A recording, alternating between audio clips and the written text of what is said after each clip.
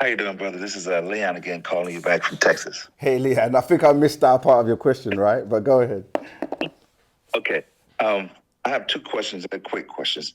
The last time I was watching one of your episodes, I noticed that you and the other brother were speaking about not putting yourself on the menu. Now, Right. we have stopped eating meat. We have stopped eating meat. We don't eat no processed foods. We're going all veggies, no animal products whatsoever. But one of the questions I have is, everyone's talking about this return, and I know what's returning is not some fluffy dude coming out of the sky to save someone. This is going to be the ones who came in the beginning. Now, how do you take yourself literally off the menu? How are you putting yourself on the menu to protect yourself from those who are looking for what they're coming back to devour? The second question is, do you have any Wu-Sabat communities here in Texas that we Right. can become a part of? I thank you, and I'll listen to your response. Thank you. Yes, the best thing to do is go on our website, unitedsabiansworldwide.com, and look at contact, and there is bookstores, and it gives you the different locations worldwide. And as usual, we keep saying, if there isn't one near you, you have to go to the closest one. And also, we would be encouraging any Sabians and Wapians in that area to start getting together and doing study classes and study groups and learn and study together and then build a community and then plug in with the central as a satellite, and that's how we grow and build. So yeah, look on the website because I can't tell you off the top of my head if there is one in Texas, but there will be one close by.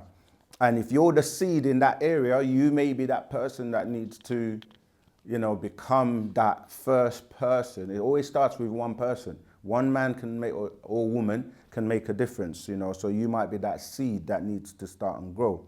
And yes, in terms of the other question, there's a movie called World War Z. If you haven't seen that, it's quite old now, but it's very interesting because you have to also, when you're open, be able to discern things. Like when you look at an image, things are not just done by coincidence. People that put movies together or images together or titles and names, it's a message to those who can discern it, right? So when you look at the World War Z, you see a red Z, which the Z ties into what I was saying about Zeta and dealing with, when you look at the Z, it looks like a S if you really look at it, and ties into the serpent, the snake people, and even if you look at the Superman's icon on his suit, it's an S because it deals with these beings we're talking about. It's all not by coincidence. But the reason I mentioned the movie is because it's about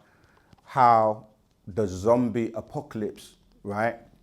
It deals with that, a time when it gets so out of hand that the beings that have this DNA, this genetic of eating flesh and they thirst for blood.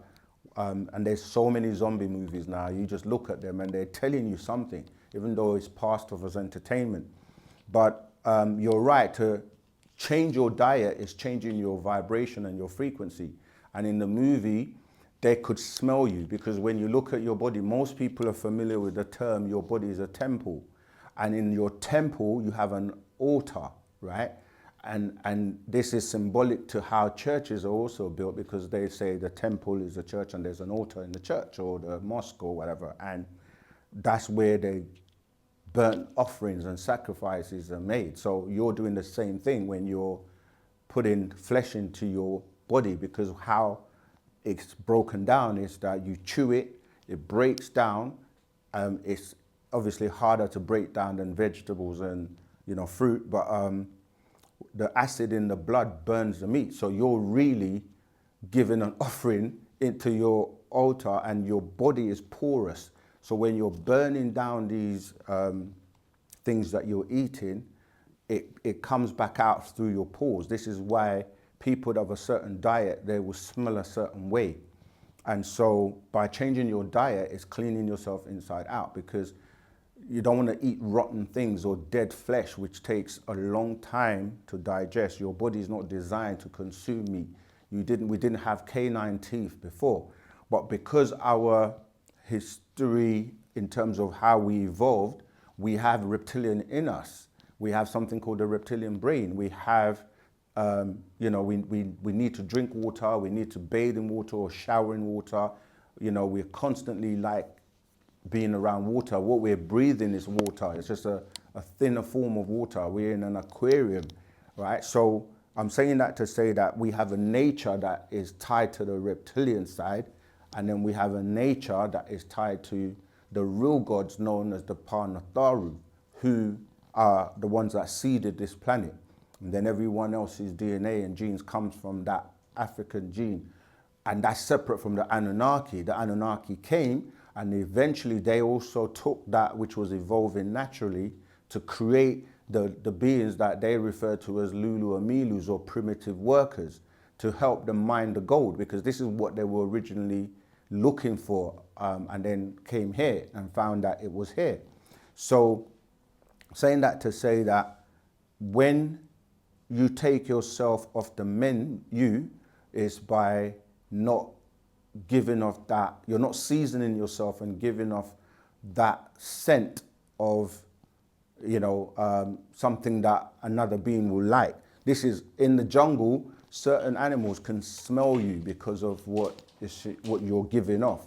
And so you're changing your vibration and you're vibrating on a higher level. So Wu-Sabat helps you to turn yourself inside out, to know what to do, what not to do. And yeah, so read all the scrolls by the master teacher that you can get hold of, be around other Sabians, Nuwapians, get into study groups, go into a community, and yeah, and then you can take yourself off the menu.